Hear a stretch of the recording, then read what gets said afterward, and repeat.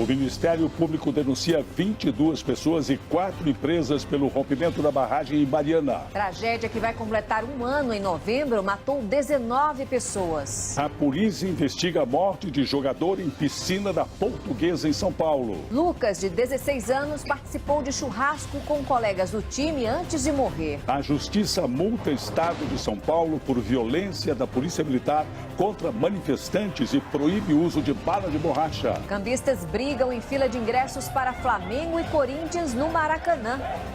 Policial apaisana agride operário de obra por interdição em avenida.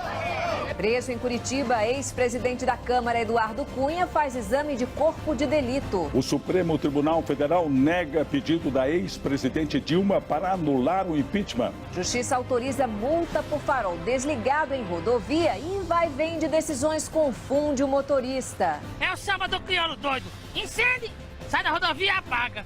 Entra na rodovia, incende. Nós não sabemos mais se é para incender ou se é para apagar. O resultado de Flamengo e Fluminense é mantido e o campeonato sai do tapetão.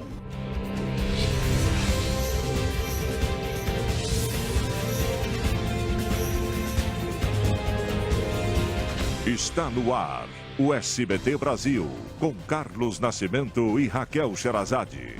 Boa noite. Boa noite. Um jogador do time Sub-17 da Portuguesa foi encontrado morto dentro da piscina do clube nesta manhã em São Paulo. Lucas Jesus dos Santos, de 16 anos, tinha participado de um churrasco com os amigos do time.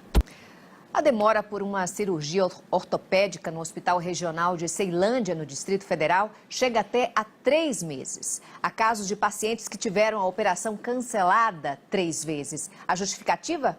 Falta de material cirúrgico, como próteses, placas e até parafusos.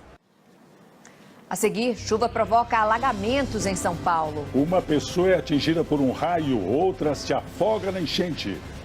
Justiça autoriza a aplicação de multa por farol desligado em rodovias. Semifinais da Copa do Brasil viram disputa entre mineiros e gaúchos. A gente volta já já.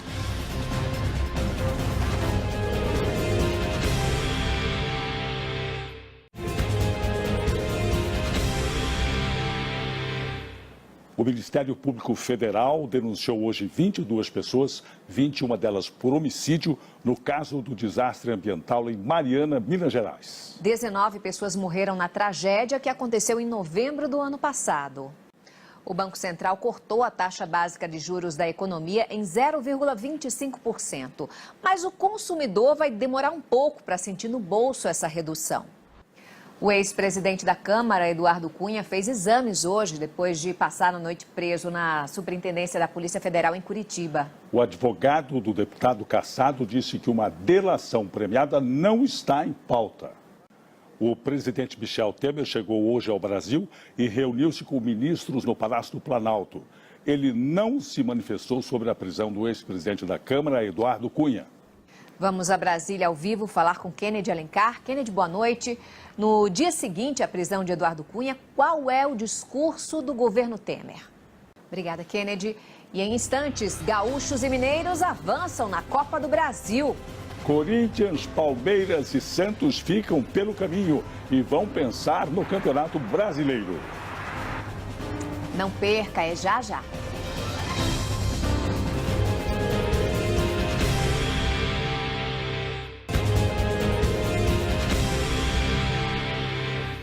O motorista que trafegar pelas rodovias do país com o farol desligado será multado. A Justiça decidiu e o Departamento Nacional de Trânsito determinou a volta da fiscalização, que estava suspensa desde setembro.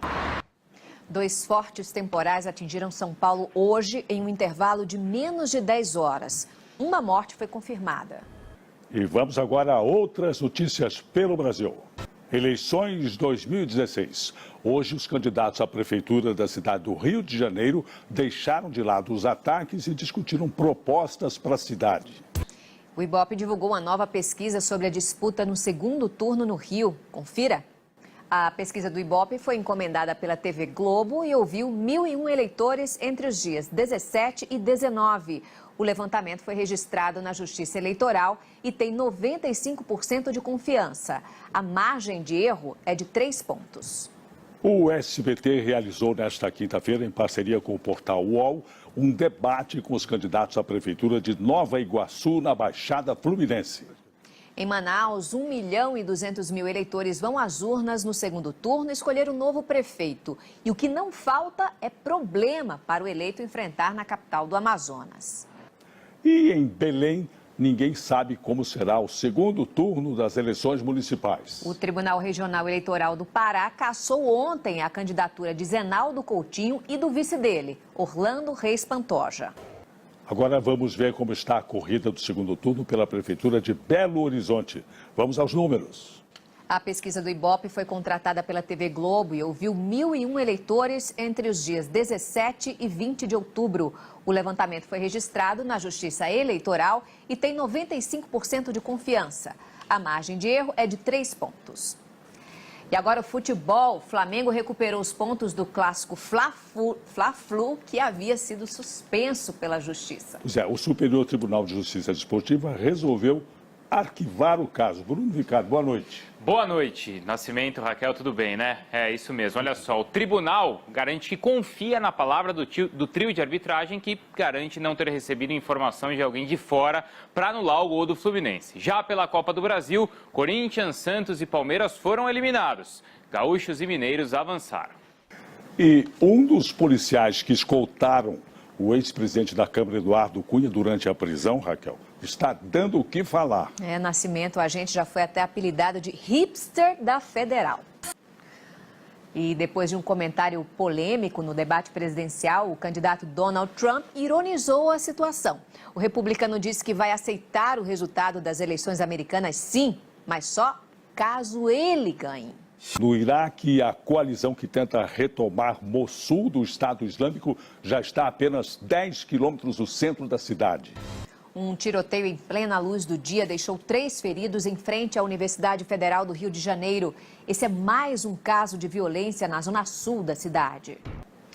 A presidente do Supremo Tribunal Federal, a ministra Carmen Lúcia, defendeu hoje em São Paulo a liberdade de imprensa. Dividir a casa com os amigos pode ser uma opção mais em conta para o bolso. É o chamado co-living. A ideia nasceu na Dinamarca, ganhou força na Europa e nos Estados Unidos e agora chega a cidades como o Rio de Janeiro. Nos dias 4 e 5 de novembro, o SBT promove o Teleton. A ação é para ajudar a ACD, que começou tratando de doentes de poliomielite e hoje é referência na recuperação de crianças e também de adultos. São 12 centros de atendimento e também um hospital.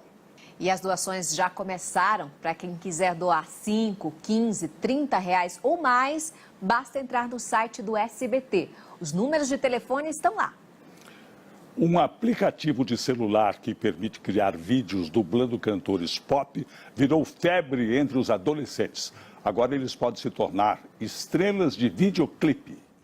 Boa noite. Boa noite, Brasil. Tchau.